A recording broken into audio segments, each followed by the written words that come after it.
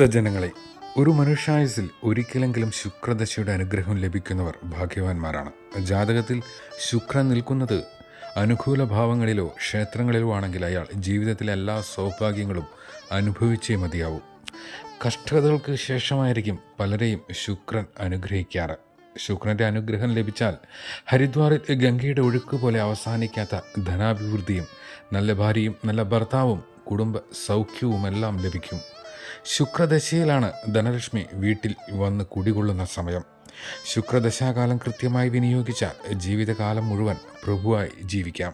2025 ശുക്രൻ്റെ അനുഗ്രഹം ലഭിക്കുവാൻ സാധ്യതയുള്ള നക്ഷത്രക്കാർ ഇവരാണ്: ഭരണി, തിരുവാതിര, ആയില്യം, പൂരം, ചോതി, തൃക്കേട്ട, ഉത്രാടം, തിരുവോണം, ഉത്രട്ടാതി എന്നീ നക്ഷത്രക്കാരാണവർ. ഇവരുടെയും ജാതകവശാലുള്ള സമയങ്ങളിലുള്ള മാറ്റവും ശ്രദ്ധിക്കേണ്ടതാണ്.